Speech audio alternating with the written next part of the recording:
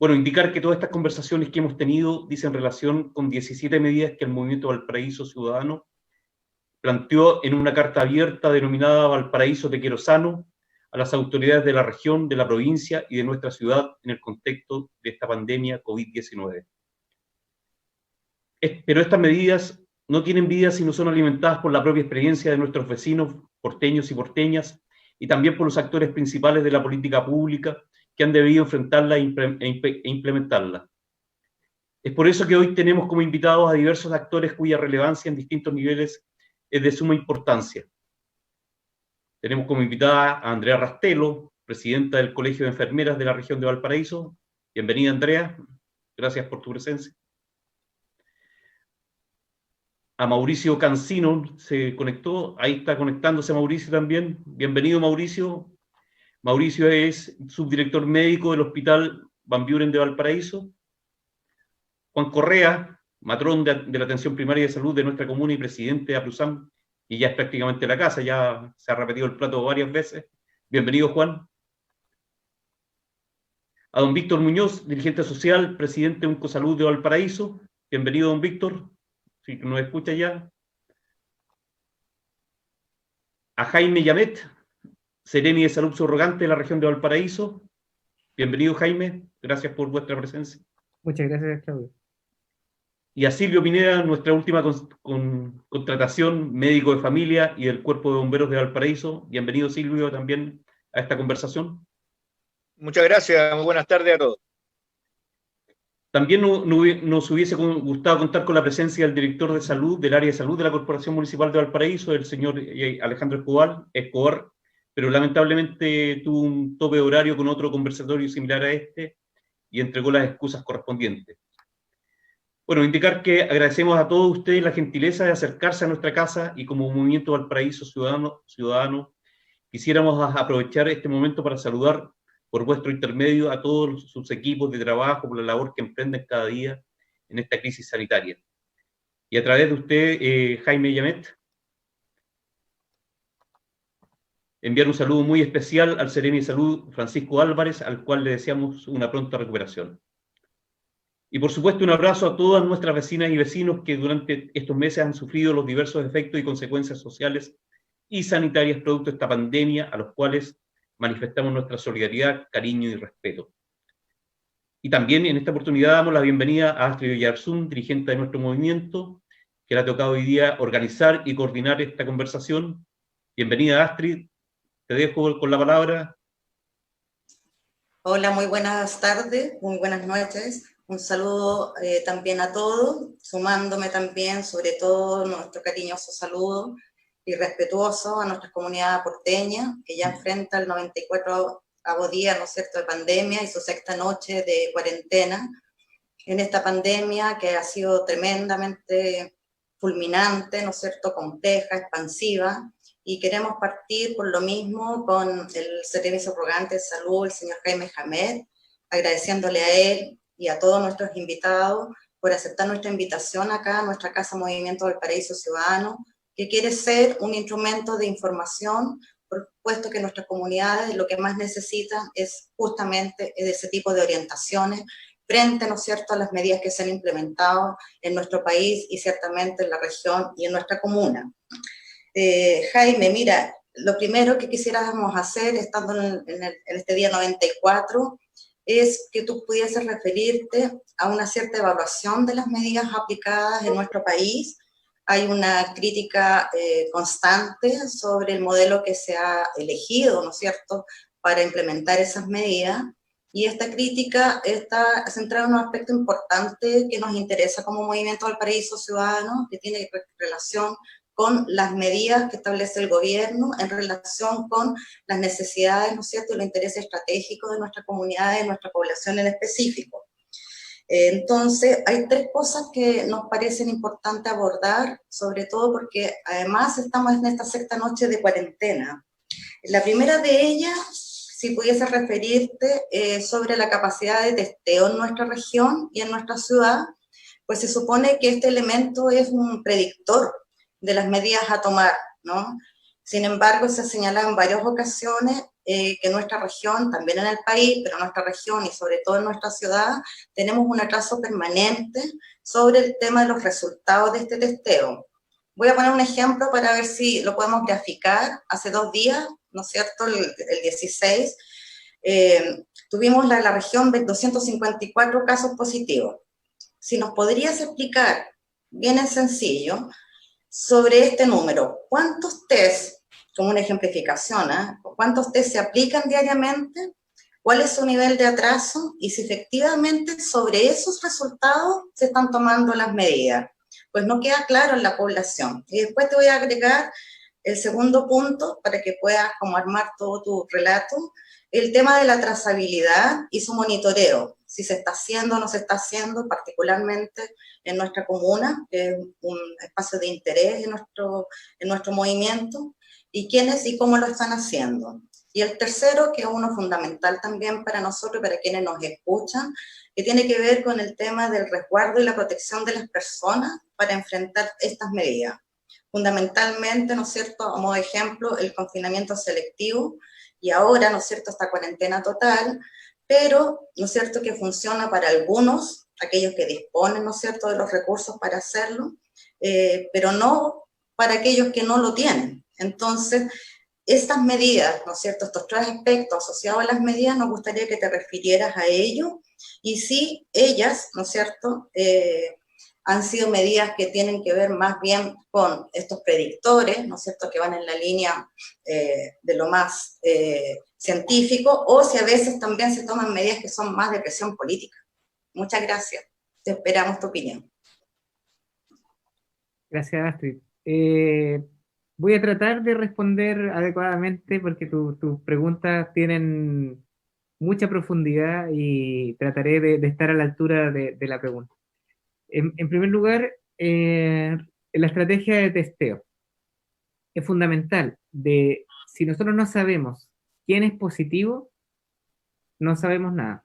Si no sabemos a tiempo quién es positivo, todas las medidas que tomemos están tomadas tarde y en forma probablemente equivocada. Y lo que hemos conversado con los equipos de la Ceremi, si nosotros nos dedicamos a hacer estadística de cosas que ya pasaron, o utilizamos inteligencia sanitaria y nos dedicamos a predecir lo que va a pasar. Esa es la gran perspectiva que estamos trabajando. La última vez que pasó algo algo de este porte, y ahí el doctor Cancino y Andrea nos complementarán, pasó en 1918, después de la Primera Guerra Mundial. Y nos hemos enfrentado a una situación de la cual ningún país tiene preparación ni experiencia. Y tal como en algún momento se dijo, prácticamente todos los modelos predictivos y todos los modelos matemáticos se quedaron cortos, se derrumbaron, dijo alguna vez el ministro Mañalich, como un castillo de naipes, y lo cual no deja de ser cierto. Nos ha tocado ver situaciones muy duras, muy complejas. Solo por poner 2 en el ejemplo, en algunos centros de atención de adultos mayores, en el EAM, en la región, un trabajador se contagian los residentes y las residentes, y finalmente fallece el 50% de las personas que ahí residen. Son situaciones durísimas. Hemos visto familias separadas, matrimonios que terminan sin poder despedirse. En realidad son situaciones muy límites y en las cuales nuestra red asistencial está haciendo lo posible por sostener. No es menor que Chile tiene una de las tasas de contagio más altas de Latinoamérica y una de las más altas del mundo en relación a su población. Pero por otro lado, no es menos cierto que tiene una de las tasas de letalidad más bajas. Y eso no es gratis, eso no pasó de un día para otro. Ha sido la historia de la salud pública de Chile reflejada en este contexto. De todos los gobiernos, de todos los que han hecho algo por la salud pública. La construcción de CEFAM, la preparación de equipos, la formación de profesionales, tener insumos disponibles, los presupuestos de salud que están siempre dentro de los 3 primeros del gasto público. ¿Que falta mucho? Por supuesto que sí, pero sin lugar a dudas, nuestro país ha logrado hasta ahora sostener una letalidad que otros países no han podido sostener, incluso mucho más desarrollados que nosotros. Quiero referirme al tema de los exámenes. Nosotros hoy día llevamos 53.000 exámenes, 53.729 exámenes tomados en la región. ¿Ya? Tenemos una tasa de positividad del 17%. El 1 de junio estábamos tomando menos de 600 exámenes, 500 y fracción. Y se ha logrado hasta ahora tener un promedio de más de 1000. ¿Es suficiente? No, por supuesto, tenemos que tener muchos más. ¿Qué es lo que recomienda? Y el Colegio Médico nos ha hecho llegar sus recomendaciones. Deberíamos estar haciendo al menos 120 exámenes por cada 100.000 habitantes, lo que representa alrededor de 2.500 exámenes diarios. Y ni siquiera hemos llegado a sostener mucho los 1.000 exámenes diarios. Algunos días hemos tenido muy buenos que son de 1.500, pero la red de laboratorios no puede crecer mucho más. Y es por eso que en el Ministerio de Salud dijimos, mira, ¿dónde tienen que estar los laboratorios? En la atención primaria. Trabajamos una red distinta y paralela a las que ya existen y generamos 4 laboratorios de atención primaria que van a entrar en operaciones a fines del mes de julio, a través de un modelo de concesión donde laboratorios existentes, y uno va a estar justamente en la comuna de Valparaíso, ya lo conversamos con el alcalde Char, va a estar en la comuna de Valparaíso y vamos a montar un laboratorio de PCR en la atención primaria, para poder llegar finalmente a los 2.500 o 3.000 exámenes diarios. No basta con eso, porque si los tiempos de tramitación de los exámenes, como hoy día son promedio 4 días, nos entramos al 4.º día que el paciente es positivo, y si somos súper rápidos lo pillamos en ese momento. Pero si nos demoramos y existen cosas que dejen para el día después, ya nos perdimos el primer tercio de la evolución de la enfermedad. Por lo tanto, la segunda medida en exámenes es reducir el tiempo de tramitación a 24 horas. Este es un desafío gigante, y ahí Mauricio y Andrea, que trabajan en el hospital, saben que los laboratorios están al máximo de capacidad, y esto ha obligado a que muchas veces tienen que distribuir muestras entre otros laboratorios, mandar a Santiago, mandar a otras regiones, para ir resolviendo y tener lo más rápido posible los datos. Es un despliegue tecnológico gigantesco, pero se está logrando. ¿Tenemos que ser mejores que lo que tenemos ahora? Por supuesto que sí, y al mismo tiempo ese flujo de información tiene que llegar en tiempo real, a donde se ha enfocado hoy día a la atención primaria. Yo diría que la primera parte de la estrategia Astrid se enfocó a fortalecer la red asistencial desde el hospital. Y eso fue una medida muy exitosa. Yo no quiero desconocer esto. No puedo dejar de reconocer estas buenas decisiones que se han tomado, no hoy día, no solo hoy día, sino que se han tomado también muchos años atrás.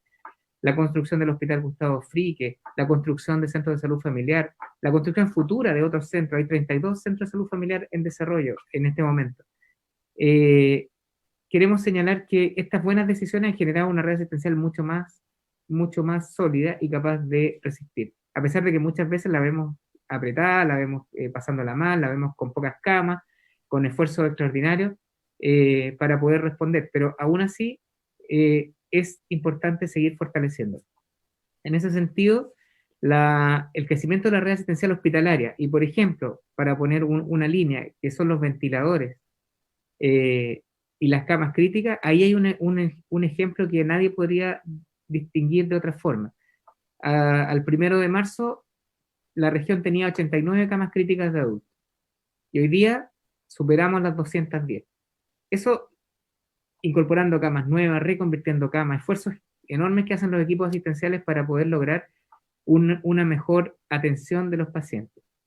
En otros países esto no se logró, no se hizo, no se pensó, y finalmente los pacientes morían de problemas agudos, insuficiencias respiratorias agudas en domicilio, en algunos lugares hasta en la vía pública. Y eso no pasa en Chile.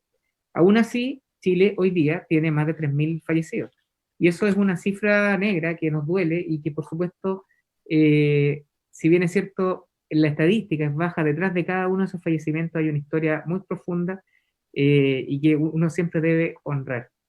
Y por último, respecto a la estrategia de trazabilidad y de aislamiento, la estrategia de trazabilidad hoy día es lo que tenemos más débil en la región. Nosotros estamos haciendo una trazabilidad lenta, que en la región de Valparaíso se acerca al 50%, 48% exactamente, de los casos en el tiempo que corresponde hacerlo. Por lo tanto, finalmente ahí es donde tenemos que enfocar los mayores esfuerzos, y por eso que en estos modelos centralizados, donde la Seremi sabe todo y la información la mantiene en forma críptica, no funciona. Nosotros estamos abriendo los canales de información como un chorro, de un flujo fuerte a la atención primaria, para lograr que la atención primaria nos ayude en este proceso de trazabilidad. El intendente nos puso a disposición de eso también. Los equipos de las gobernaciones, las municipalidades nos han puesto a todo su personal para poder lograr llegar a los domicilios, encontrar a la gente, poder aislarla y poder llevarla cuando corresponde a una residencia sanitaria. Nosotros en la región también reconozcamos que el 6 de abril, cuando partió la primera residencia sanitaria en Valparaíso, en la región de Valparaíso, que fue el Hotel O'Higgins, teníamos las camas del Hotel O'Higgins, 157 habitaciones disponibles, y hoy día tenemos más de 900 cupos para poder llevar personas a residencia sanitaria. Eso ha sido súper difícil, han habido muchos esfuerzos de contratos, de procedimiento administrativo para poder lograr que haya disponibilidad. Hemos pedido a las empresas privadas que también abran residencias para sus trabajadores, situaciones que estamos viendo por ejemplo, en construcciones tan importantes como el Hospital Biprovincial Quillota Petorca, donde 47 funcionarios de la construcción se encuentran contagiados, o en una serie de instituciones, o el puerto, que hay brotes, y en todas partes estamos viendo todos los días brotes que obligan a llevar gente. Entonces, lo que tenemos que fortalecer para cerrar la consulta es mejorar el número de exámenes, reducir el tiempo de resultado, aumentar la capacidad de trazabilidad usando la atención primaria en esa estrategia, y por supuesto, aumentar la capacidad de aislar a las personas a través de la estrategia de residencia sanitaria. Me gustaría, sí, sumar acá justamente a Juan Correa y a Andrea Rastelo, ¿no?, que están ahí en la atención primaria sobre estos mismos temas, y hacer un contrapunto al respecto. Sí, bueno, buenas tardes, Jaime. Bueno, a ver, me voy a salir un poco del contexto de dirigente sindical y me voy a poner en el contexto de profesor de la Escuela de Salud Pública de Chile.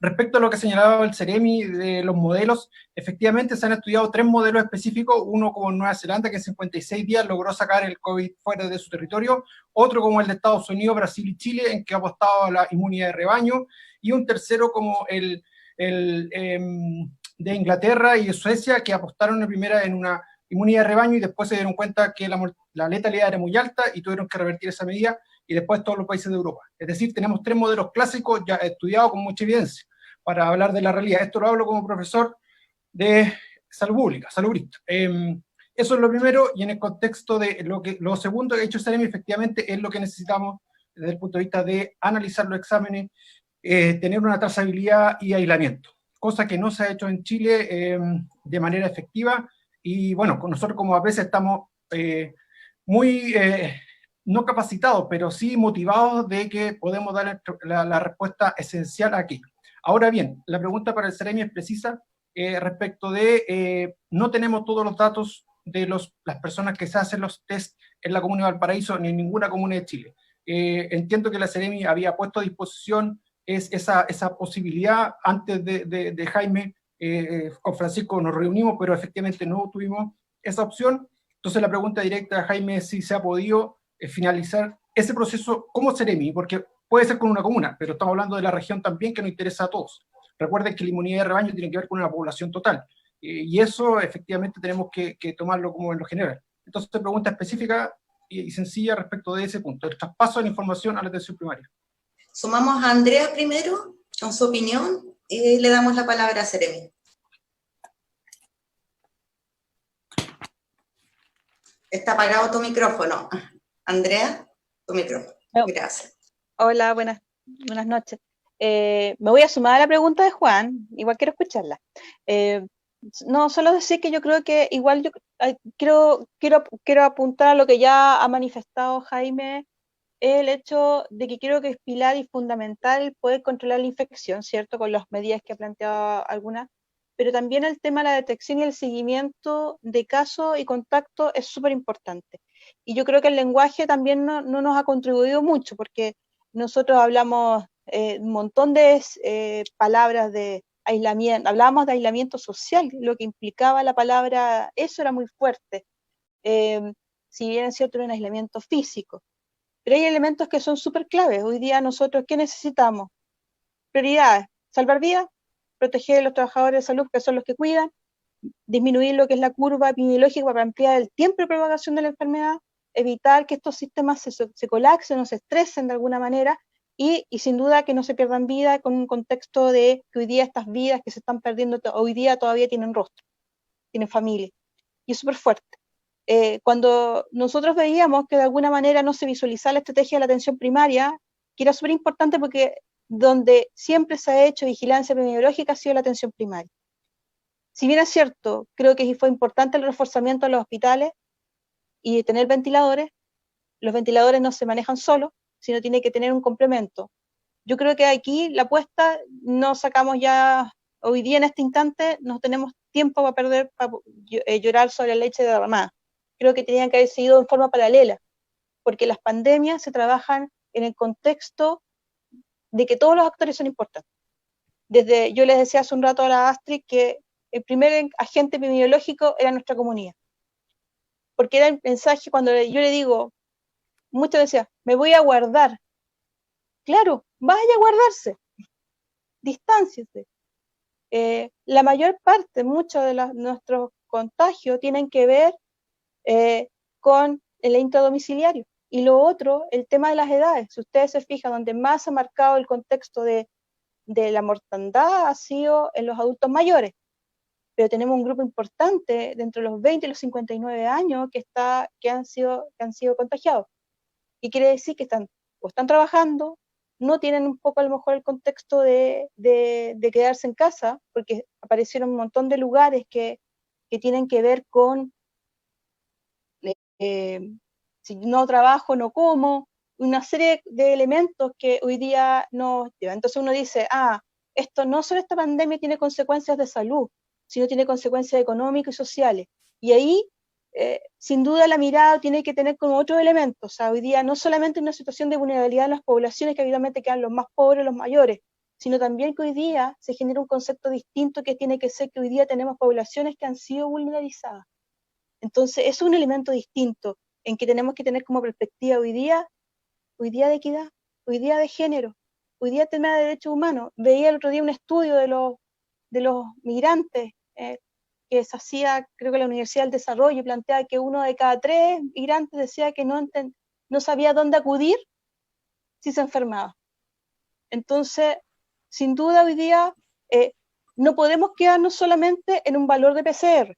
Yo creo que la señal tiene que ser súper clara, porque la gente piensa que mientras no tenga el resultado puede salir o puede hacer, no le queda claro ese concepto. Entonces el mensaje tiene que ser, más allá del resultado, usted tiene que estar igual haciendo su cuarentena, tiene que cuidarse, tiene que tomar las medidas. Y entonces aumentamos el testeo, pero también es importante chequear la otra parte. No puede ser solamente no poner solamente las cosas en una canasta. Don Víctor quería agregar algo y le paso la palabra a Seremi. Entendemos que el Seremi tiene que retirarse. Don Víctor, le paso la palabra. ¿Quería usted hablar algo? ¿Sí? Está apagado su micrófono. ¿Ahí? ¿Me escuchan? ¿Ahí sí? Ahí sí. Ya. Voy a tratar de ser breve. A ver, el tema es muy complejo, porque no se trata de ver solo desde la academia, sino que de la práctica. Los hospitales están colapsados, obviamente, y se trata de que la atención primaria debe hacer la trazabilidad. Pero nada se ha dicho que desde que se inició la pandemia nuestros consultorios de atención primaria han restringido sus horarios de atención. Y es cierto, la subdirectora de APS municipal me hizo llegar este informe, brevemente. Todos los casos que se sospechan o confirman en nuestra república son integrados a una plataforma de seguimiento clínico dispuesta por el Servicio de Salud llamada Coronis. Hasta ahí voy a llegar con esa parte. Después, una directora de un Cefam me dio a entender que ellos estaban haciendo la trazabilidad y tenían buena experiencia con el resultado de un infectado COVID que había llegado ya a residencia sanitaria y que el asunto había operado muy rápidamente. Otro me da a entender que tienen un SAPU, que están bien complicados por el tema de que ellos están al tope de a raíz de la reconversión, es decir, que están colapsando. Y otro que tiene un centro, es un SAPU también, que tiene un centro de enfermedades respiratorias, que también es una experiencia relativamente nueva en los SAPU, dio a entender ciertas cifras de los famosos testeos, que es interesante. Cualquiera que sea el aumento de testeo no va a solucionar el problema. El propio Seremi de Salud ha dicho 3.000 o 2.000, qué sé yo, la cantidad de infectados puede ser mucho más. el tema es ese, nuestra atención primaria está atendiendo limitadamente de 8 a 17 horas de lunes a viernes, porque la mayoría del personal está en sus casas para evitar los contagios. Allí hay un problema cierto de falta de, no digo de falta de atención, y el tema de la prevención del contagio es una cosa recurrente, así que no es tan simple. Y por último, lo que quiero decir, yo creo que este asunto de la pandemia nos obliga a todos. Aquí no se hay que mirar si se va un ministro, si llega el otro, van a solucionar mágicamente los problemas. Si nosotros como usuarios, no nos cuidamos, no conservamos las distancias, estamos embromados. Ahora, tal como dijo Andrea, creo, el tema también se ve desde el punto de vista económico. Mucha gente necesita generar dinero.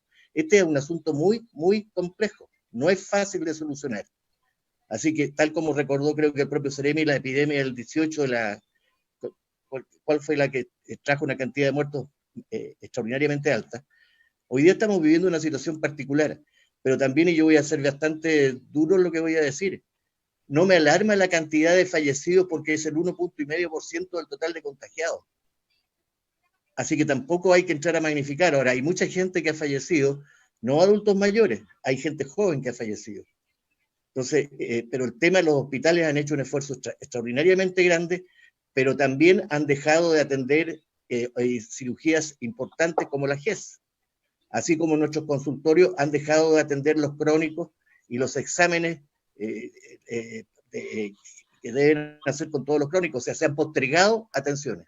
Esto nos va a traer consecuencias posteriores bastante grandes. Es un asunto muy complejo. Yo tengo que decir, el Ceremi de Salud, Jaime, que yo lo conozco de su periodo anterior, debo felicitarle porque está en una tarea muy compleja, muy complicada, pero también nuestra gente de atención primaria está en una disyuntiva. Por eso le digo, no se trata de que ellos hagan toda la labor de la trazabilidad, pero lo otro que debe preocuparnos, que por más laboratorios que tengamos, no vamos a lograr tener todos los testeos necesarios. Gracias.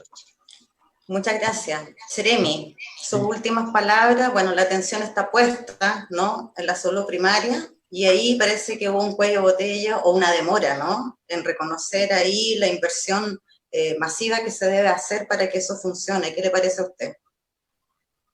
Yo parto con la pregunta que hace Juan, que creo que es súper relevante, y lo dije al principio, la verdad es que la red no funciona integrada si no tiene la misma información en tiempo real y lo que sabe el hospital lo sabe la atención primaria al mismo tiempo, y ese ha sido uno de los grandes escollos a superar. A nosotros aquí, incluso aquí en la Ceremi, nos ha costado por este miedo que hay a la ley 20.584 y a las responsabilidades establecidas en el manejo de información sensible, poder hacer que esta información fluya en forma correcta. Y si bien es cierto, la red cuenta con una serie de delegados de epidemiología y cuenta con, si uno los coloca en un mapa y pone los puntos, se va a dar cuenta que la región está dibujada completamente con delegados de epidemiología. Pero en la práctica no funciona así.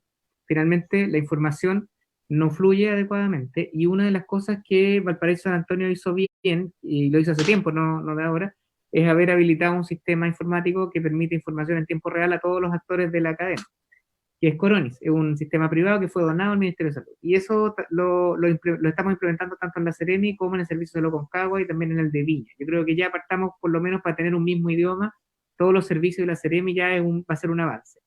Tardío, claro, va a ser tardío, lo estamos haciendo recién, pero es un buen avance, porque también permite cruzar datos territoriales, índices de vulnerabilidad, densidades poblacionales, otros datos de otras fuentes públicas que son bien importantes para poder analizar en relación a los contagios, información que ni siquiera todavía podemos analizar con precisión. Entonces, en ese contexto, lo que pregunta Juan es bien importante. ¿Cómo se traspasa la información a la APS? Nosotros, el modelo que estamos usando, Juan, acá en la región es haber nombrado una coordinadora regional de gestión de información en salud que activó la red que estaba en el papel y la transformó en una red viva. Y eso se está reactivando para poder manejar en tiempo real la misma información. Eso es lo primero, ¿ya? Así, por ejemplo, si un laboratorio dice que un paciente es positivo y se demoró 24 horas, ya estoy en el segundo día desde el examen, y hace ese tiempo lo más rápido posible, llega en el primer tercio de la evolución de la enfermedad y no en el último. Eso es lo que está pasando hoy día. Entonces, ahí se pueden tomar medidas un poco mejores. Esta pandemia, yo creo que a todos nos ha pasado, está cruzada con la gestión de tecnologías de la información. Primera vez en la historia de que trazamos en el mundo una enfermedad y su avance en tiempo real. Y podemos ver visualizadores de información donde se ve el globo terráqueo y todos los países con un desfase de algunos días. Eso no había pasado nunca. Y a veces somos muy exigentes también con esos resultados. Todos hemos tenido dificultades y se ha puesto en duda incluso que la calidad de la información sea la adecuada. Y hay que reconocer siempre que Chile, a pesar de todo, tiene sistemas de información en salud que han sido reconocidos internacionalmente como sólidos y confiables. Y es por eso que es importante siempre defender ese punto. Lo que pasa es que ahora necesitamos que esa información fluya con seguridad dentro del ámbito de salud, con respeto y resguardo a las leyes que restringen la información de datos sensibles y, por supuesto, con eficacia para que las personas que actúan en la operación tengan la información en forma oportuna. Hicimos una resolución, Juan, que ordena el traspaso de esta información a la atención primaria en los niveles adecuados, al interior de la institución, y eso empezó a pasar esta semana, así que ya está fluyendo un poco más rápido, ¿ya? Sin perjuicio de que Coroni funciona en Valparaíso San Antonio, lo mismo va a empezar a pasar en Aconcagua y en Viña Quillota. Y con Coroni lo tenemos ahora, sí, efectivamente lo tenemos. Sí, ustedes llevan varios meses con Coroni, sí, nosotros vamos a... No está en la plenitud, porque no falta el laboratorio, pero sí lo tenemos, para ser súper preciso en la información. Sí, lo tienen. Y ahora lo vamos a tener en los 3 servicios y en la Seremi al mismo tiempo. Y aparte Seremi, ¿y qué le parece la medida de cuarentena? me parece que había que tomarla. Vamos a discutir... ¿O tardía? Sí, esa es una buena pregunta. No hay cómo saberlo. Porque estamos en una medida empírica. Entonces vamos a tener que evaluar su resultado en función del tiempo. La historia lo va a decir. Pero su evaluación en los primeros días, Seremi, que a nosotros nos pareció bastante buena. Mira, me voy a ir a San Antonio antes que a Valparaíso. San Antonio ha tenido varios días ya de cuarentena y la respuesta de la gente ha sido muy buena. En realidad, en las 3 comunas y ahora las 5, los alcaldes han sido actores principales, súper relevantes, súper importantes en el proceso.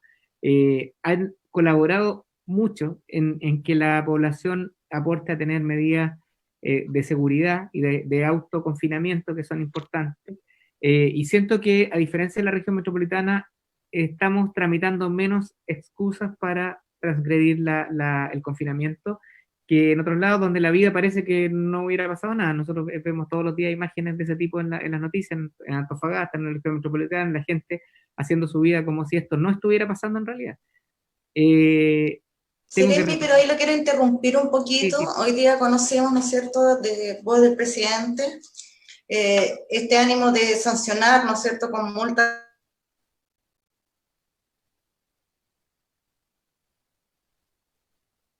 de movilidad distinta para las personas en vez de sancionarlas de la manera que se está proponiendo y que no colabora a lo mejor en una política que creo que ha estado como ausente, más de educación, ¿no es cierto?, para que las personas puedan responder a esas medidas y por otro lado, como dice el título de nuestro conversatorio, de buscar cómo las sostenemos, sobre todo las personas que, en el caso de nuestra ciudad, tienen que salir por la informalidad que tenemos a trabajar. No, sí, mira, Astrid, todo lo que dices tiene sentido. El problema es que la verdadera razón por la cual hacemos una cuarentena es reducir la movilidad de la población, y yo lo dejaría hasta ahí, un punto. Y eso es muy difícil de lograr. En el título es sensato, pero es muy difícil de lograr. Por eso, Claudio, yo no creo que estas medidas deban mantenerse mucho tiempo. Yo soy partidario, en lo personal, de que la medida se adopte y dure 10, 14 días máximo y se termine para ver la evaluación de los indicadores. En San Antonio los indicios, Juan, no puedo evaluar nada en este tiempo, pero los primeros indicios de estos 10 días de cuarentena en San Antonio están mostrando una baja leve, pero acentuada en los indicadores de incidencia y que son por lo menos esperanzadoras. Espero que pase lo mismo en Valparaíso. espero que prime más el sentido común de autoconfinarse, evitar el contagio, que el sentido de la sanción. Nosotros aplicamos acá en el Código Sanitario cientos de sanciones y no sé si eso cambia alguna conducta. En el ámbito de la inocuidad alimentaria y otras, no sé si cambian las conductas con las sanciones. No hemos hecho el estudio, pero aplicamos sanciones todos los días. Y de hecho la firma siempre el Ceremi, Francisco o yo en este caso, aplicando sanciones en UTM por infracciones reiteradas, y finalmente la conducta, lo que nos ha mostrado, por lo menos en el ámbito de alimentos, lo que mejor ha funcionado ha sido la educación con los equipos. Lamentablemente no sé si tenemos tiempo para hacer eso. Y eso es la razón por la cual estas medidas a veces son tan duras y parecen tan transgresoras de los derechos ciudadanos, pero estamos en una situación extraordinaria. Y esa es la conducta que debemos tratar de lograr, de mantener a la gente en sus domicilios para evitar que se contagien. Muchas gracias, Serime. Entendemos que se tiene que retirar. De verdad le agradecemos su tiempo, porque sabemos que cumple muchísimas labores, y especialmente que haya venido a nuestra casa Movimiento Valparaíso Ciudadano. Buenas noches, muchas gracias. Cuando ustedes gusten, Claudio. Buenas noches, Jaime. Muy amable de haber estado con nosotros y, bueno, mucha fuerza por lo que viene.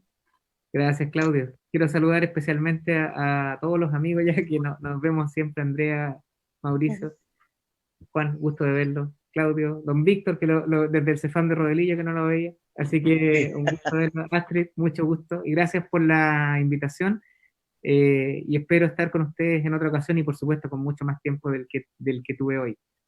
Un abrazo a todos. Un abrazo, Jaime, gracias por... Jaime, esté bien. Chao, que esté muy bien. Astrid, yo quiero tomar un poco la palabra y preguntarle a Mauricio Cancino. Se me perdió, allá está Mauricio. Hola Mauricio, ¿cómo estás? Hola, ¿cómo están? Astrid, ¿cómo estás? Juan, Andrea y Claudia, y a don Víctor, que también lo conocí cuando el año pasado interactuamos mucho cuando fui director del hospital, así que tengo una muy buena experiencia con él. Bueno, con Mauricio lo visitamos hace un poco, con el concejal Daniel Morales también lo visitamos al Hospital Van Buren, ahí tuvimos una recepción súper buena por parte de ellos, nos mostraron todo lo que estaba funcionando hoy día por el tema del COVID.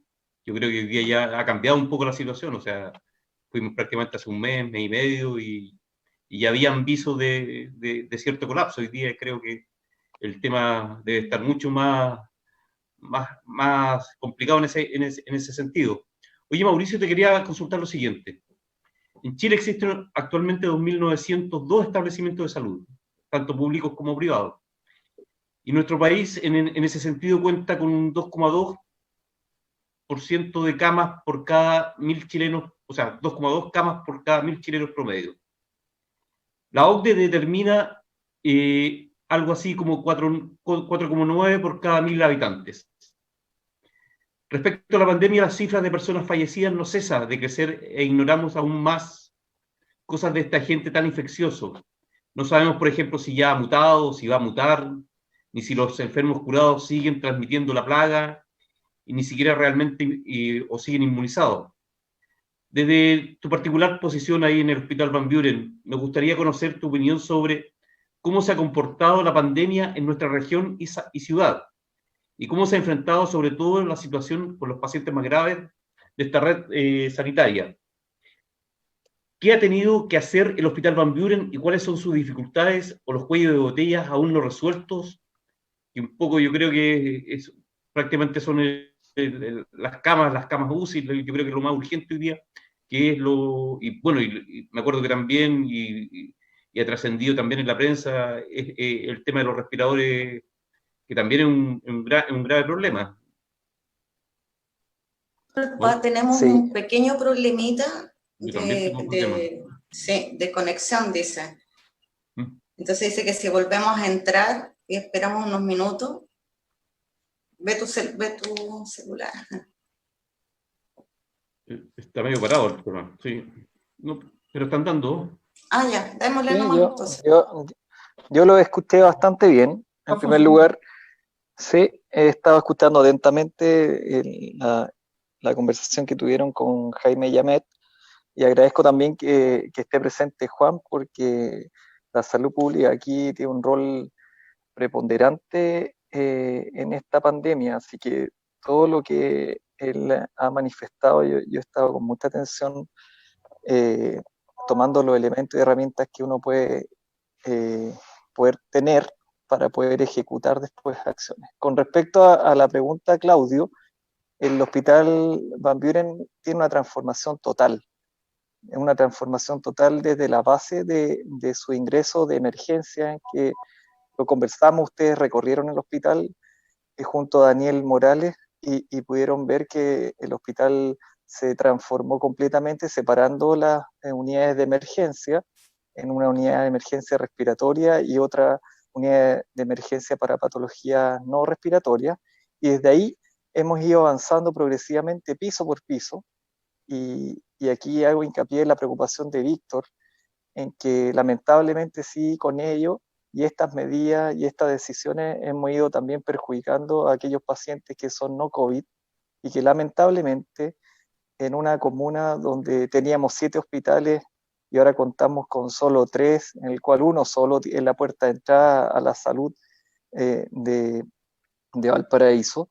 En este momento esa decisión nos ha permitido dar abasto y no tener la palabra que tú dijiste, que es el colapso, pero sí, probablemente en los próximos meses, si no tenemos una estrategia adecuada, vamos a ver colapsados ¿sí?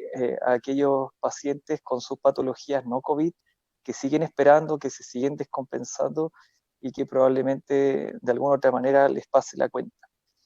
Quiero tomar, como dije, un poco la palabra del especialista en salud pública, como es Juan, pero decir que la salud tiene determinantes, y dentro de los determinantes de salud, a veces las estrategias se enfocan solamente en la estrategia de lo que ofrece el servicio de salud.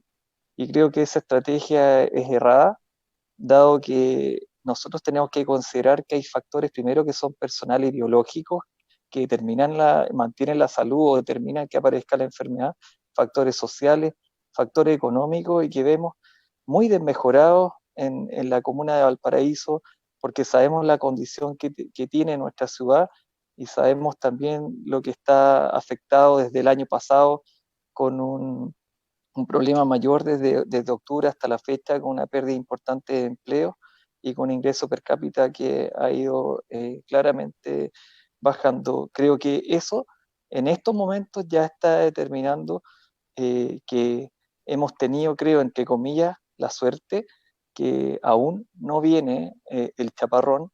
Sin embargo, sabemos que en cualquier momento puede pasar.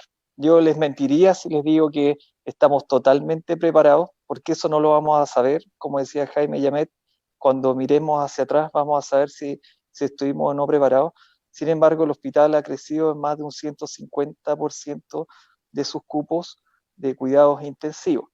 Ahora, quiero señalar por último que esa estrategia puede ser muy buena, y es bien vista tal vez contar que sí hemos crecido en más de un 150% de cupos UCI, pero a mí personalmente representa un fracaso enfocar la estrategia solo en el crecimiento de la última etapa, que es la etapa cuando el paciente llega al cara y sello, que es llegar a una máquina de ventilación, llegar a usar drogas vasoactivas, y es su última alternativa. Creo que las etapas, en este momento que nos encontramos en la pandemia, es de hacer el testeo y tratar de testear lo más posible en estos momentos y hacer todos los esfuerzos en aumentar la trazabilidad. Y si bien podemos hacer paralelamente, a mí como hospital me corresponde establecer todas las estrategias para complejizar camas, yo lo quiero ver desde el punto de vista global. Esa estrategia final estaría enfocándose en el fracaso del enfrentamiento de esto, que tiene que partir, y a mí me hubiese gustado ver desde un principio, es la atención primaria, fortaleciendo los otros determinantes de salud que nos impidan que la persona primero llegue a la unidad de emergencia. La unidad de emergencia puede estar muy bien preparada, pero una persona no debería llegar ahí. Y para eso debimos desde un principio haber fortalecido la atención primaria, entregado la responsabilidad a la atención primaria en los más de 18 centros que tenemos en la comuna, que nos hubiesen permitido en este momento tener la comunicación, que es muy importante, la información de todos aquellos pacientes que son positivos y hubiese mejorado en principio la trazabilidad. Ahora esa es una historia pasada, es re fácil después ser general después de la batalla. Sin embargo, creo que aún es tiempo y ahora es cuando hay que establecer estos lazos para mí y desde el punto de vista de la salud pública es lo más importante, que es la primera etapa, que es la puerta de entrada y donde más se conoce a sus familias, sus costumbres, sus hábitos, que es los consultorios, los centros de salud familiar, etcétera. Sí, quisiera tomarme de tus últimas palabras. Yo soy del área de las ciencias sociales y bueno, es evidente, ¿no es cierto?, que esta crisis no es solamente una crisis sanitaria. De hecho, en el ámbito de las ciencias sociales ya se la califica como un hecho social total, que convulsiona a todos los actores, a todas las instituciones e incluso, ¿no es cierto?, los valores a los cuales hasta ahora habíamos adherido. O sea, los cambios que van a traer esto van a ser sumamente significativos, pero en el centro de aquello siguen estando las personas. Quisiera involucrar aquí a don Víctor y al doctor Silvio Pineda, que son de la atención de familia, respecto justamente a los impactos en ella, porque la solidaridad, ¿no es cierto?, y la insolidaridad están presentes en esta pandemia. La insolidaridad por el lado del modelo, ¿no? Y hemos visto cómo esto se ha transformado hasta casi en una guerra, hasta con los productos más esenciales para la salud, a propósito del modelo, ¿no es cierto?, liberal en el que vivimos. Y por el otro lado, la solidaridad, como es el caso, ¿no es cierto?, de nuestra comuna, que tiene esta tradición tan arraigada, ¿no es cierto?, que hoy día la resumimos con el pueblo ayuda al pueblo, pero que cada vez más, ¿no es cierto?, crece la pobreza y se sostiene sola. Entonces quisiera conocer de sus palabras, don Víctor, de don Silvio, y también de aquellos que están en la atención primaria, cómo estamos viendo a nuestra gente, qué está diciendo nuestra gente, qué es lo que está necesitando, a propósito, ¿no es cierto?, de esta línea que va a ser mucho más significativa que en lo social. No sé, si me permite, Astrid, me gustaría que el doctor don Pineda opinara. Ah, ok. Ahí. Doctor Pineda primero y después usted, don Víctor. Sí, yo quisiera opinar brevemente, dividirlo en dos aspectos. Yo siento que desde el punto de vista de la atención primaria, nosotros podríamos haber hecho mucho más y podríamos jugar un rol mucho más importante con nuestras comunidades. Yo creo que no nos involucraron en la manera de vida desde un principio. Porque nuestro principal rol, ¿no es cierto?, de fomento y promoción no lo hemos cumplido 100%. Los mensajes no han sido lo consecuente que debieran haber sido en el tiempo. Si nosotros respetáramos el distanciamiento físico, respetáramos el lavado de manos, respetáramos el adecuado uso de la mascarilla, y ese es un rol de promoción, de fomento que hacemos nosotros, a lo mejor tendríamos menos contagio. Y el otro lado, quiero rescatar, ¿no es cierto?, la solidaridad de los porteños. La verdad que uno ve cómo en forma espontánea nacen ollas comunes en los distintos barrios. Yo veo cómo en los centros de salud familiar los funcionarios se ponen de acuerdo, hacen colectas, preparan canastas familiares para nuestros pacientes más necesitados. Nos hemos organizado para poder, en el caso de los adultos mayores, llevarles sus medicamentos a domicilio, cosa de que no tengan que salir a la calle. Estamos viendo además cómo se produce un efecto colaborativo entre las personas, y a diferencia de lo que podíamos haber pensado que iba a pasar, de que cuando alguien se enterara de que había un paciente COVID en un barrio, hubiera venido como una sanción social, ha sido al revés. La gente se ha unido para tratar de ayudar a esa persona, entendiendo de que ella necesariamente no se puede mover, y por lo tanto yo he visto un tremendo espíritu colaborativo. Andrea y don Juan, don Víctor. Sí, a ver, gracias, doctor. Mira, me ha tocado accionar en algunas situaciones particulares de gente con el contagio COVID, pero voy a contar lo siguiente, sin personalizar. Una persona se atendió en un centro de salud privado diagnosticado COVID y lo mandaron a aislamiento en su casa. Contagió a todo su grupo familiar. Me llaman el fin de semana porque no han ido al consultorio, según ellos, a verle. Era un consultorio particular en un cerro de Valparaíso. Hicimos los contactos pertinentes, contesta la encargada de la epidemióloga de que la persona que hacía cabeza de familia estaba inscrito en otro CEFAM. Intercambiando la información, era efectivo aquello, pero no así todo el resto del grupo familiar que como crónicos sí retiraban medicamentos. Rápidamente se accionó y visitaron a los afectados, en fin, y se tomaron las medidas pertinentes. Y podría contar otros casos más en que había una especie de gestión, pero por esta especie de incomunicación, yo en lo personal estoy en cuarentenado en mi departamento desde el mes de marzo, pocos días después de la vacuna, y salgo muy ocasionalmente, pero sí que funciona el teléfono, el video, qué sé yo. No todos nuestros dirigentes de consejos tienen la habilidad de conectarse por internet, en fin, hay una cosa compleja. Pero tal como decía el doctor Pineda, es increíble la reacción de la gente, cómo ayudan, no solo los vecinos, sino que también los propios funcionarios. Y voy a contar algo más. En mi propio centro de salud me llaman hace unos días atrás para decirme, señor Muñoz, ¿están sus medicamentos? ¿Va a venir a retirarlos? Me llamó la atención porque me llamaban con la anticipación de más de 48 horas. Pero al ir a retirarlo me encontré con otra sorpresa. Durante muchos años uno hacía la fila en la farmacia para retirar el medicamento. Tenía que esperar que la funcionaria digitara, después ubicar, seleccionar, demora 10, 15 minutos y una fila. Hoy día la cosa es muy fluida porque le entregan todo el paquetito, listo y ya. Estas cosas permiten, por eso yo lo dije en mi intervención anterior, estas cosas permiten reconvertir muchas situaciones. Y tiene que ver un poco con el tema de la salud primaria municipal. Algún director me decía, mira, nos faltan recursos. No se refería a mayor recursos de plata, sino problemas prácticos que el CEREMI lo dio a entender, la comunicación, qué sé yo. Pero sí que sí hay un tema económico. Y aquí donde, desgraciadamente, tenemos que tocar un tema que nos va a conflictuar mucho la situación, sobre todo en salud. Este año la educación pasa a un nuevo servicio estatal. Deja de estar en manos de la corporación. Y ya se ha planteado el tema que con el déficit gigantesco que tiene esta corporación después de casi 40 años de gestión, no estoy echando la culpa a esta administración y a la anterior, es toda una historia.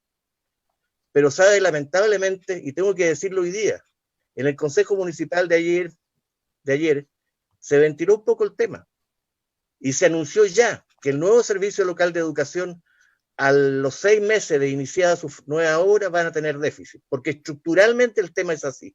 Esto es muy complejo, por eso que estas cosas hay que conversarlas, o sea, por eso yo dije en delante, no basta con un cambio de ministro, no basta con un cambio de autoridad, porque el problema es mucho más amplio, y tiene que ver con los recursos financieros.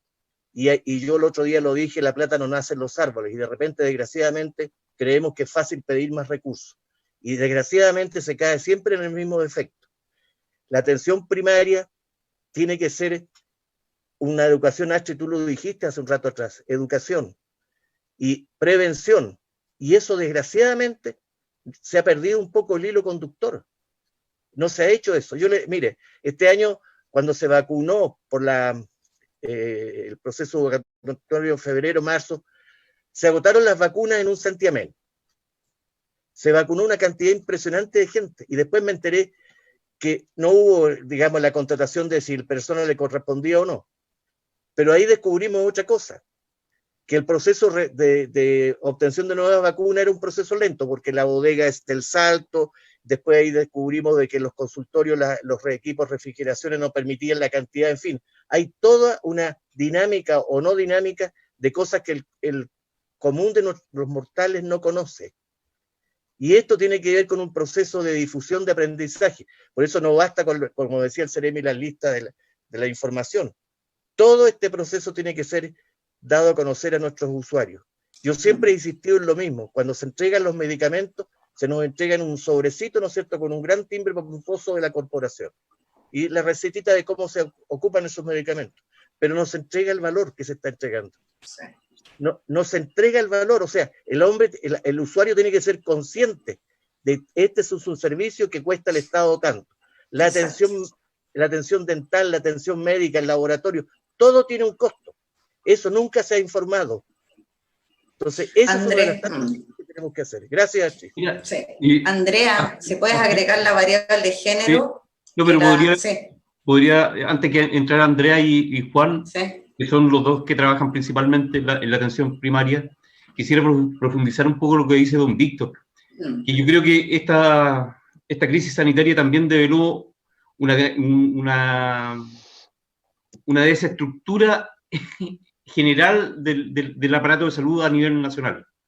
Hablo lo siguiente, o sea, yo no creo que el tema de la salud primaria de salud, la atención primaria de salud, esté tan desagregada de la estructura general que presenta el ministerio, los hospitales, los centros de salud en general.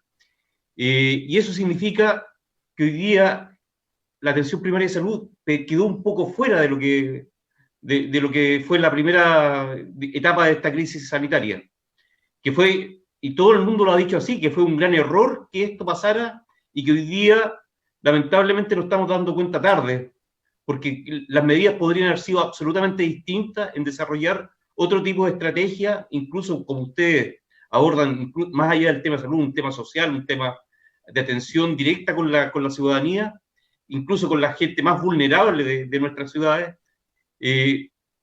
Yo apuntaría hacia allá, Juan, Andrea, ustedes que son directores o trabajan directamente con los centros de salud, están en dos ciudades importantes que son Viña del Mar y Valparaíso. ¿Piensan ustedes que esta estructura quedó quebrada o nació quebrada o se tiene que reconstituir de otra forma en el futuro? Andrea. Mira, yo primero, antes de contestarte tu pregunta, Claudio, quería decir que el Hospital Carlos Bambiure, en esta estructura de la región, además de ser un hospital importante en la comuna de Valparaíso, era un hospital importante para nuestra región.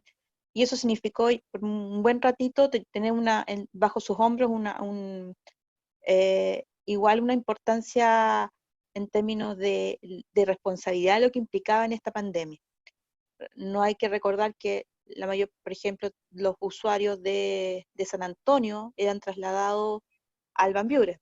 Y ahí yo quiero destacar porque tengo unas colegas importantes en la figura de las IAS, que son infecciones intrahospitalarias asociadas a infecciones de la salud, atención de la salud, y la vigilancia epidemiológica de los hospitales, que de alguna manera también significó todo un tema de cantidad de protocolos con una información que iba cambiando y que mucho de este proceso fue gracias a los equipos de salud.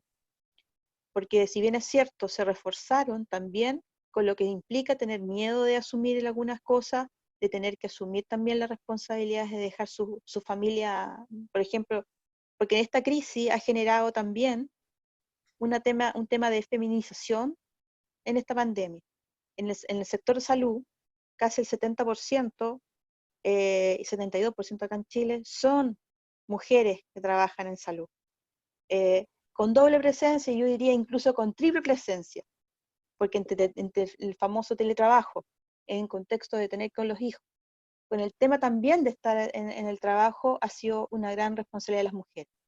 Fuera de eso, que también incluso una colega tuvo un problema también de que fue atacada también en un tema de seguridad, porque salir tarde, sola, igual es complejo. Entonces se fija que van figurándose todo un mapa distinto con distintos elementos. Entonces, quiero destacar en ese contexto y mi respeto sobre todo a todos los equipos que son de la urgencia, que fueron los primeros en ese minuto. Por eso la estrategia era importante, como dice Mauricio, en el contexto de haber sido todos los actores y haber conversado con el contexto, porque hubiéramos paralizado un poco y podríamos ver lo más importante en esa línea. Dicho eso, yo quería decir también que creo que nosotros antes, y ahí contesto lo que tú decías, Claudio, habíamos estado perdiendo un poco el sentido en salud como proceso social y comunitario, que tenía todo un alcance global. Y yo creo que lo habíamos ido perdiendo, estábamos medio separados. Siendo que el gran modelo que ha optado Chile ha sido el modelo integral biopsicosocial, que también se queda corto, porque hoy día las miradas deberían ser culturales, ecológicas y espirituales. Porque hay otra mirada, el 18 de octubre, cuando se rompe esta burbuja del oasis latinoamericano, de alguna manera generó una mirada distinta a nuestro. Cuando la gente decía, queremos una salud como un derecho. No es menor, porque nosotros tenemos que, esto tiene que ver con una mirada de salud pública, porque esto es una pandemia de salud pública de alguna manera, y ahí Juan ahí podrá decirnos mucho más, aportar mucho más en ese sentido. Y significó, en una región que además había un gran nivel de profesionales sin empleo, con cesantía, no era menor. O sea, se fija, se van comportando una serie de cosas. Valparaíso, a diferencia de otras comunas, me alegra escuchar que no hubo tanta discriminación, pero en algunos lugares el saber que había un usuario, sobre todo en los lugares donde había migrantes, fue duro. En términos porque la gente no les quería arrendar, o había situaciones. Entonces no era menor cuando salía el publicado, decía, Sapu tanto, uno decía, ¿quién estuvo? Y la gente quería averiguar. A los profesionales de salud, algunos lugares también les generan los condominios, algunos lugares tampoco querían, o sea, te aplaudían, decían, bien, lo están haciendo bien, pero vive lejos de nuestro, entonces era difícil. Lo que ha hecho esta pandemia es agudizar algo que había, o sea, los problemas que tenía el Hospital de San Antonio, en el Claudio Vicuña, los problemas que tenían todos nuestros hospitales, por ejemplo, o que han tenido el Van Buren, ¿no? O ha tenido la atención primaria, no son de ahora. Se agudizaron y se mostraron ahora, porque uno tiene el acceso más de visibilidad, pero no, son temas que significa que mirar de otra manera nuestra salud pública. De hecho, las primeras personas que estaban contagiadas, la gente pensaba con una falsa seguridad que era una enfermedad ABC1. Yo no viajé al extranjero, no, a lo mejor no me voy a contagiar. ¿Te fijas? Entonces, hoy día las miradas son distintas. Las indicaciones yo creo que fueron muy apostando a los individuos. Yo me contagio, tú te contagias, y no hubo una mirada de comunidad. Y cuando hablamos de atención primaria, yo aquí quiero destacar que nosotros, las unidades vecinales deberían estar ahí en primera línea, dirigentes, y ahí nos encontramos con otro pool. Tenemos muchas unidades vecinales, muchas organizaciones que también son octogenarias, que también son de adultos, muchos adultos mayores, y que en esta pandemia a lo mejor los limita a movilizarse. Y lo otro, que este contexto de estar aislado, o este tema de distanciamiento, en términos de quedarse en la casa, también agudizó que muchas mujeres también tuvieran el tema de la violencia. Convivo con alguien que a lo mejor se molesta, me puede golpear y no tengo a quién pedirle ayuda. Y esto se va como en cadena, porque esto es así. Me golpean o me maltratan, no solamente a lo mejor en lo físico, sino también repercute en los niños. Este tema de la educación, y ahí se empiezan a ver otras brechas. Entonces, todo empieza a estar en losa. Hoy día vamos a tener no solamente una crisis de cardiovascular, vamos a tener una crisis de salud mental. Violencia, una violencia bastante feminizada también, una violencia son otros adultos mayores también, y vamos a tener también en el contexto de la infancia. O sea, y aquí, hoy día vamos a tener que jugar todo. Esta pandemia, más allá de hoy día, nos va a generar un gran desafío, y también nos va a generar también que tengamos otra mirada a lo que queremos, nosotros que queremos como salud. Hoy día hay un hito importante que se va a generar, que nos dejó desde el 18 de octubre, que fue el hito del plebiscito. Y ahí nos hace también una mirada de tema constitucional. Uno dice, uy, estoy hablando de pandemia, a lo mejor está de salud, me salgo de la línea. Pero si no, vamos a tener que tener una mirada. Esto vamos a tener un buen rato. Y van a seguir viniendo a lo mejor unas olas de pandemia, de este mismo virus, o a lo mejor va a aparecer otro. Y eso significa que nosotros vamos a tener que estar fortalecidos. Hoy día nuestros hospitales, más allá de esta conversión, van a quedar mejor equipados para enfrentar otra pandemia. Y eso es una ventaja. En atención primaria, yo lo voy a decir por el lado de la enfermera, y Juan podrá decirlo de otras profesiones, a lo mejor de las matronas. Nosotros deberíamos, siempre nos comparamos con la OCDE, y ellos dicen 12 enfermeras por 1000 habitantes. Nosotros tenemos 4 por 1000 habitantes. Entonces hoy día, si tenemos las cifras que tenemos, pese a que nos digan de todo, que no, a lo mejor nos faltan un montón de cosas, ha sido por los equipos de salud que le han puesto el hombro. Ahora, y ahí nos encontramos con otros que en nuestros equipos de salud había muchos crónicos. Teníamos crónicos, y ahí nosotros nos dimos cuenta que nosotros no teníamos autocuidado. Entonces, cuando sale este decreto que ciertas personas no podían estar, nos quedamos con casi la mitad de los equipos de un paraguas. Y eso también significa tener otra proyección también. Nosotros no estábamos cuidando nuestros equipos. Por eso nosotros peleamos que es inaceptable que no estuvieran a lo menos los EPP, los elementos de protección personal, a disposición de estos equipos. Porque el costo es alto. Juan, agrégale la cuarentena, por favor. Llevamos 6 días de cuarentena y de confinamiento, ¿no? Primero voluntario y ahora obligatorio, total, de cerca de 1 millón de personas acá en la región y bueno, en nuestra comuna, ¿no es cierto?, los casi 300.000 habitantes. Sí, mira, a ver, quiero retomar algunas cosas que son importantes clarificar. O sea, cuando hablamos de estrategia en salud no dejamos todo al azar. Eso es un elemento muy falso. Evidencia y sostenida a lo largo del mundo. El primer caso de coronavirus fue el 19 de noviembre del año 2019 en Wuhan, China. Fue pesquisado el 2 de diciembre del año 2019 con la primera persona o el paciente cero, ¿ya? Entonces, desde la historia, si bien los datos son actuales, la evidencia nos ha dicho qué es lo que se puede hacer bien y qué es lo que se puede hacer más o menos y qué es lo que se puede hacer mal. Y Chile tomó una decisión.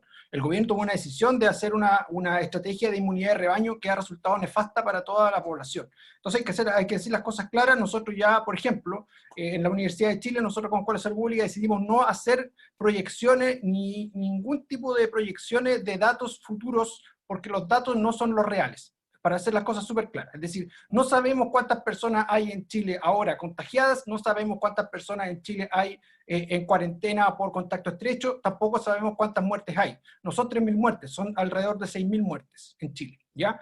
Entonces, cuando hablamos de cuál es la realidad que nosotros vemos como salubrista, entendemos que la desigualdad es un elemento importante como contexto social y económico, no nos podemos salir de eso. En mi primera parte yo me basé solamente en el tema del sistema de salud, no determinantes sociales, sino más bien en el tema de cómo abarcamos como sistema de salud.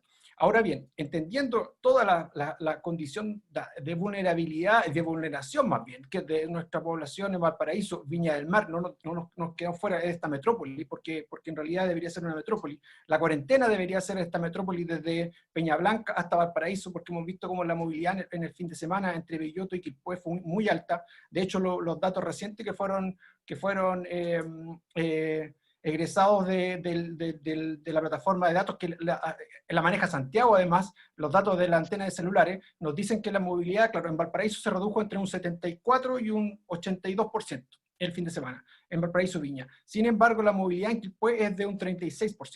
Estamos claros que la cuarentena en Valparaíso, Comuna y Viña del Mar redujo la movilidad de las personas y por lo tanto redujo la exposición.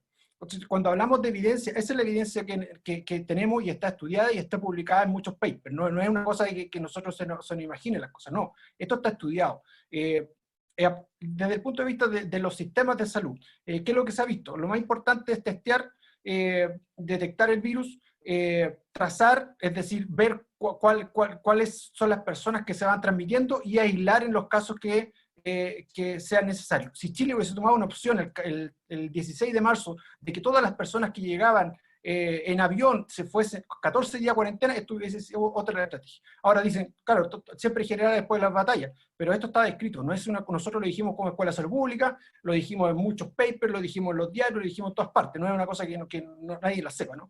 Ahora, la estrategia de este gobierno fue comprar ventiladores, ya muy bien. Nosotros cuando dice las veces no estuvo, eso es falso, las veces ha estado siempre. Por eso nos convertimos el 16 de marzo, el 15 de marzo nosotros nos juntamos con el director del área de salud de la corporación y dijimos, nosotros tenemos que reconvertirnos, tenemos que hacer turnos de mitad de nuestra proporción de funcionarios, porque además hay que sacar a los que tienen 60 años, además hay que sacar a la embarazada, además hay que sacar a las que tienen patologías inmunes, ¿ya? Y todos los demás, los que tienen hipertensión, diabetes, toda patología crónica están trabajando. Nosotros a diferencia de otros servicios públicos, todos esos profesionales están trabajando, toda esa gente está trabajando. Entonces la APS ha estado desde el primer momento. Lo que pasa es que la validación a través del Ministerio de Salud fue hace 2 semanas atrás, pero nosotros hemos estado siempre, y hemos estado dando la cara desde el punto de vista de la atención y desde todas las necesidades que tenemos. Ya lo dijo el doctor Pineda, estamos repartiendo medicamentos y alimentos a las personas, estamos haciendo visitas domiciliarias, estamos haciendo el control de niños recién nacidos, yo por ejemplo voy los lunes a colocar implantes al consultorio, o sea, estamos dando todo lo que dice la OMS que se tiene que hacer en la APS en tiempo de pandemia, nosotros lo estamos haciendo, y la mayor parte de Chile lo está haciendo. Ayer tuvimos un seminario de la Universidad de Chile donde participaron 650 personas en un repositorio de atención primaria. Es decir, si me dicen que la APS no está trabajando o no está visualizada, quiere decir que alguien no entiende cómo funciona este país. Y me llama la atención ahora que el ministro está diciendo que tenemos que hospitalizar a personas en nuestra APS. He hablado con distintos directores de salud, de departamentos de salud y direcciones de salud de Santiago, ya se están hospitalizando en la zona norte de Santiago y la zona sur de Santiago, hospitalizados en los consultorios. Es decir, a eso estamos llegando. No se mueren en las calles, pero se nos van a morir a nosotros en los consultorios. Entonces, y nosotros vamos a tener que dar la respuesta final a la familia. Esto es crítico, no es una cosa que podamos decir, no, si en realidad la podemos manejar cada 2 o 3 días, cambiar la estrategia, no. Esta es una estrategia que se planifica con tiempo, y aquí se planificó comprar ventiladores y darle la plata a los hospitales. Nosotros como comuna hemos recibido 530 millones de pesos para sustentarlo, cuando la planilla vale 1.200 millones de pesos. Eso es lo que vale una planilla para una corporación que tiene 1.400, 1.500 funcionarios. Entonces, cuando hablamos de estrategias del sistema de salud y cuando hablamos de qué es lo que tiene que ir acompañado, no vemos la respuesta. Las cajas, nosotros damos respuesta hasta por qué no les pasamos las cajas a las familias. Es decir, ¿por qué la APS tiene que dar esa respuesta si esa respuesta la tiene que dar el Estado? Porque debería haber sido una transferencia de su cuenta RUT, no debería haber sido una caja que todavía se van repartiendo, no sé, 12.000, 15.000, no sé cuántas van, Claudio, pero entonces empezamos a dar respuesta nosotros, nuestros asistentes sociales, la respuesta que no deberíamos dar. Nosotros deberíamos estar enfocados específicamente, en este caso, a la atención clínica, pero sabemos que APS es más que eso y damos la respuesta que tenemos que dar.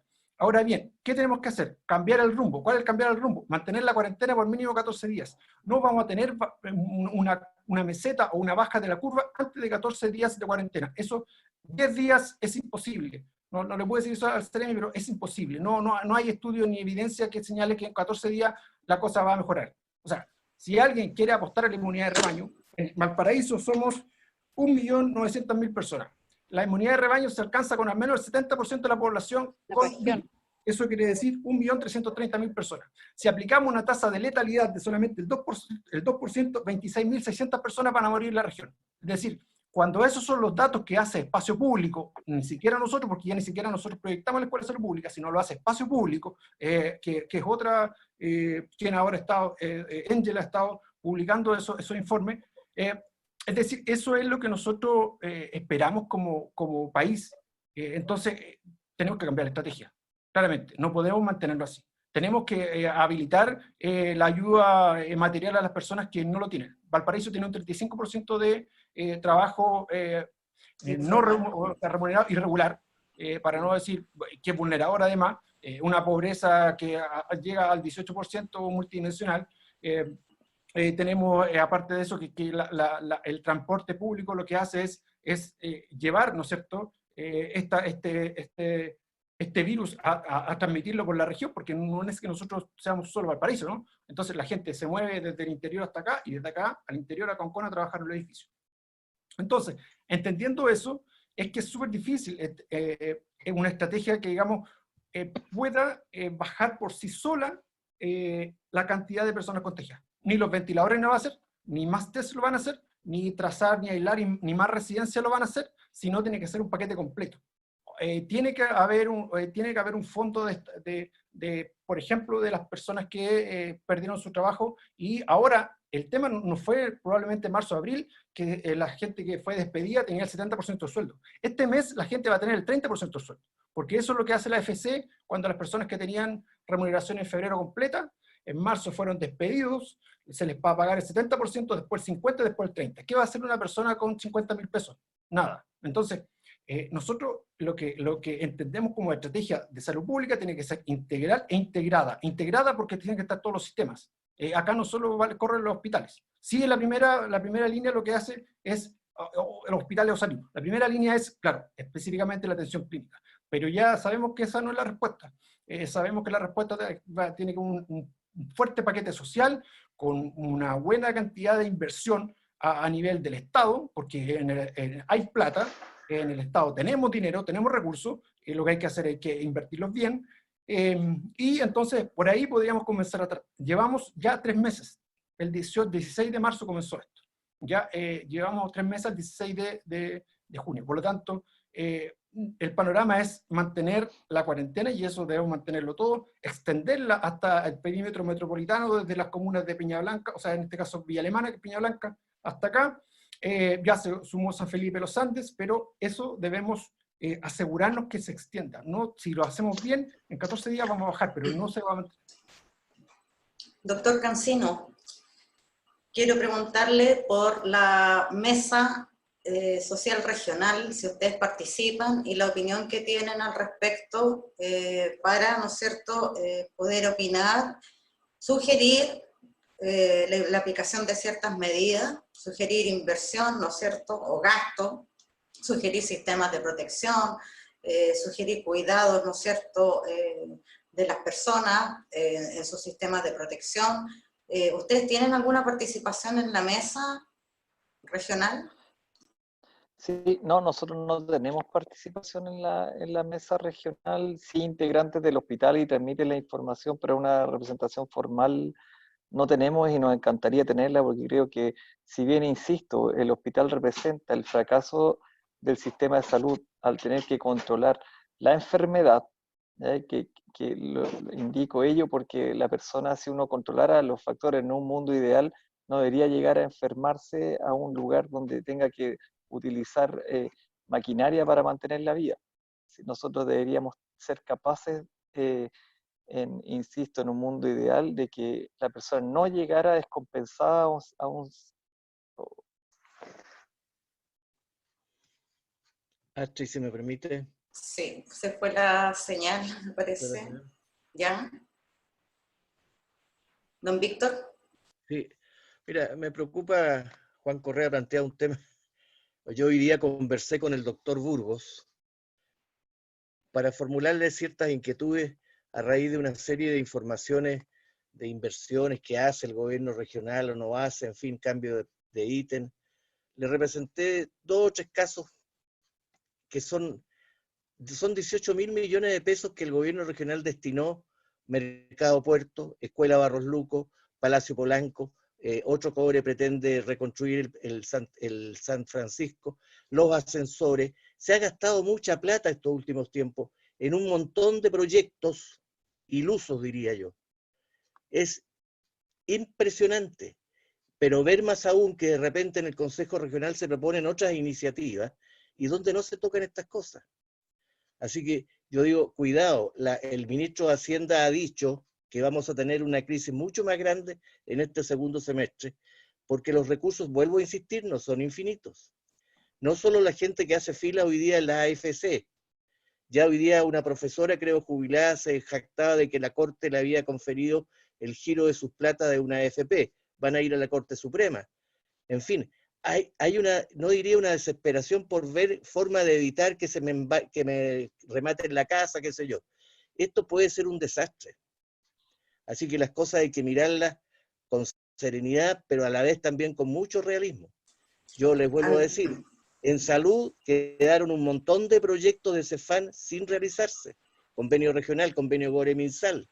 Y ahí estamos. Entonces, por eso que es importante analizar todos estos temas, pero con una, yo diría, frialdad y con una dosis de realismo. Gracias.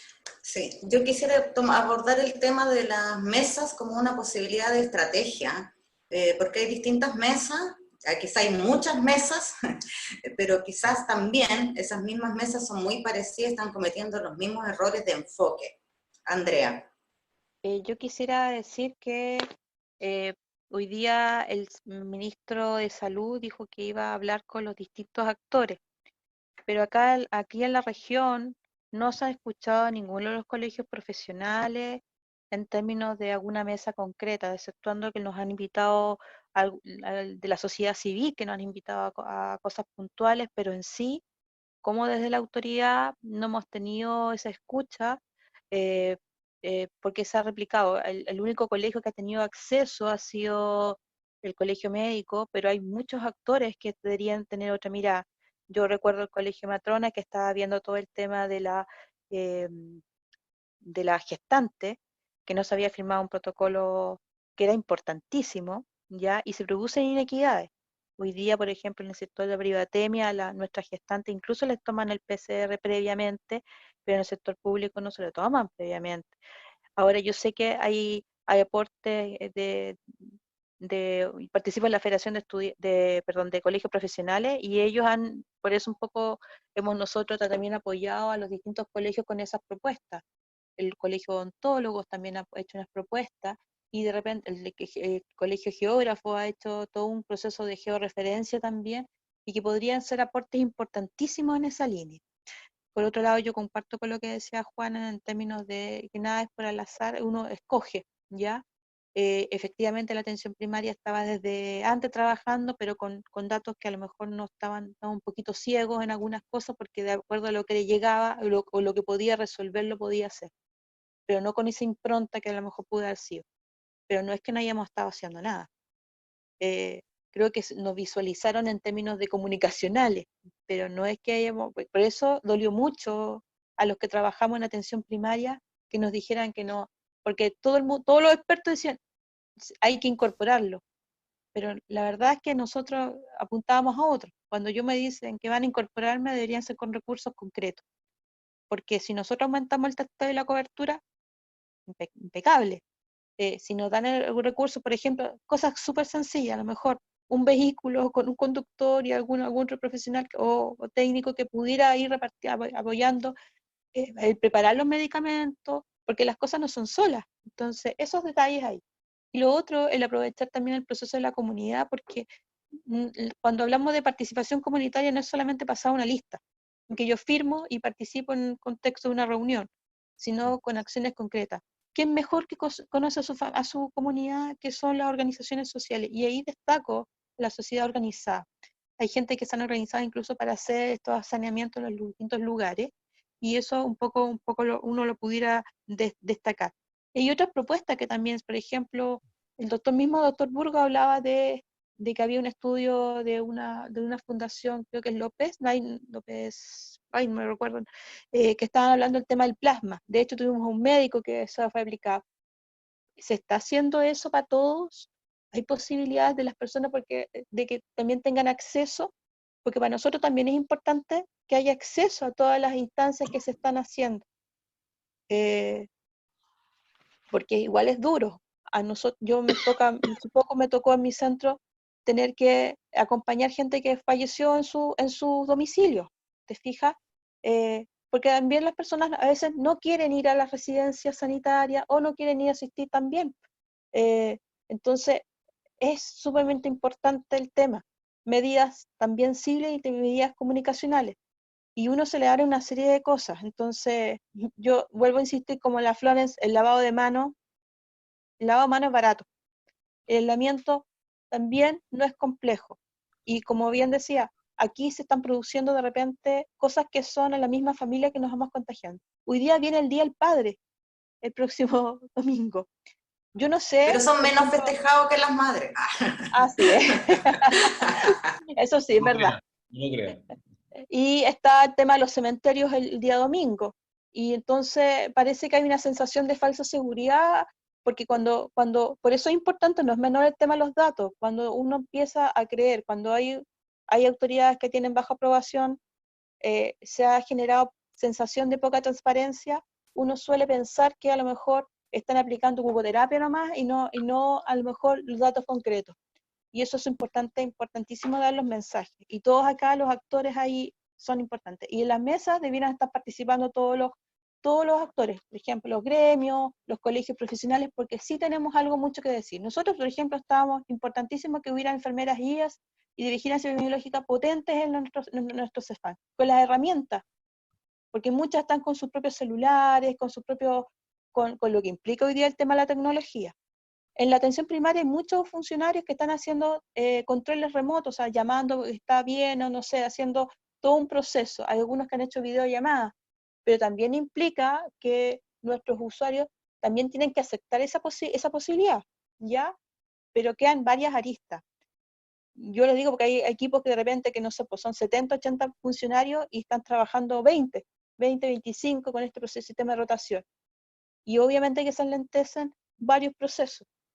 Entonces acá todos suman. Ahora, destaco el tema de las ollas comunes, que pensé que a lo mejor los iban a cortar, y yo creo que hoy día significa que hay una instancia que igual puede ser compleja, pero igual las mantuvieron. ¿Por qué? Porque es clave. Hay mucha gente que no tiene que comer. Sí, antes de pasarle la palabra al Claudio, yo quería decir que a mí me tiene particularmente sorprendido un poco los enfoques a nivel local, ¿ya? Que se ha mantenido más bien el enfoque asistencialista, y entonces insistir en repartir cajas, por ejemplo, no incorporar a las organizaciones sociales, a la sociedad civil en distintos estamentos, en distintos niveles, lo que hace un tejido social súper importante. Más bien tenemos espacios separados y paralelos, y cuando eso ocurre, sigue siendo una mala estrategia, porque hay mucha gente que tiene que hacer mucho esfuerzo para mantener las ollas comunes, para mantener los comedores, que si estuviesen integrados todos en una misma casa, con las mismas, ¿no es cierto?, orientaciones. Entonces cada uno sanitiza como puede y quiere, cada uno, ¿no es cierto?, resuelve en el comedor, en la olla, etcétera.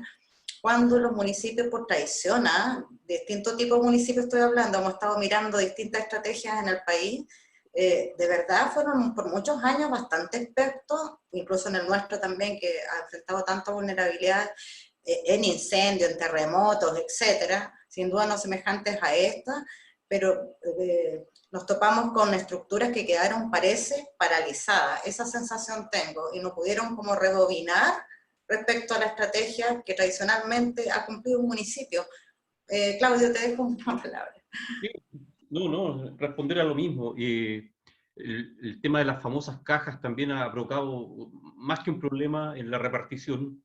Bien decía Juan que hasta ayer por lo menos llevamos 7.500 cajas de casi 70.000, o sea, a ese ritmo lamentablemente vamos a llegar en julio, agosto, recién con las cajas de todos los hogares, cuando son cajas que en la práctica te duran con suerte 2 semanas. O sea, vamos a tener que dar cuantos giros a la ruleta para llegar a abastecer a la gente que realmente está necesitada. Lamentablemente esas situaciones se nos dan, pero ahora parece que el tema ha ido cambiando, y yo creo que existe un cierto consenso en ir destinando las platas de otra forma, por ejemplo, sea una cantidad de dinero que vaya a las cuentas RUT, en definitiva que también tiene ciertos temas virtuosos como la economía circular, fortalecer la economía circular en los barrios, en fin, hay un montón de temas que podrían desarrollarse y favorecer en mejor forma la repartición. Tienen menos logística en la repartición, en fin, hay un montón de temas que están ahí en el tapete. Y lo más importante, por lo menos acá en Valparaíso estamos discutiendo fortalecer el tema de las ollas comunes. En un momento determinado ya planteamos aproximadamente 100 millones de pesos, que es parte de los recursos que entregó el Estado para paliar esta pandemia, y 100 millones van a ir destinados exclusivamente a lo que son las ollas comunes, y lo más probable es que esa cantidad se aumente con una modificación presupuestaria que estamos proyectando. Por tanto, yo creo que ese es el camino, por ahí podríamos ir. Hoy, lamentablemente, tenemos que terminar, ya son las 20:30, muy interesante todo lo que se ha planteado, estos temas son realmente apasionantes, y más aún cuando son un aporte real y concreto a toda la sociedad porteña. Yo quiero dejarlos un par de minutos a cada uno con el último mensaje para ir terminando. Ojalá no alargarnos mucho porque en definitiva tenemos un tiempo limitado, pero que sea más bien un mensaje de despedida y un sentimiento que nazca ahí de lo más profundo de los corazones y del alma. Silvio, te dejo con la palabra.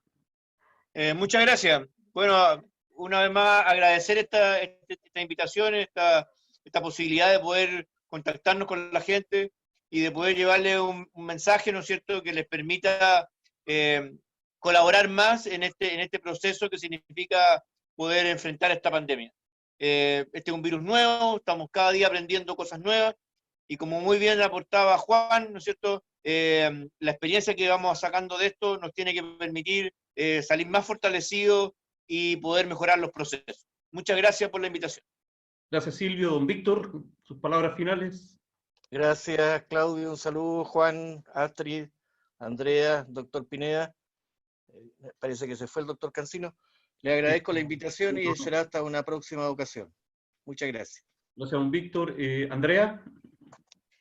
Bueno, primero agradecer la invitación porque son espacios en que nos permiten también conocer, que nos conozcan a las enfermeras y enfermeros.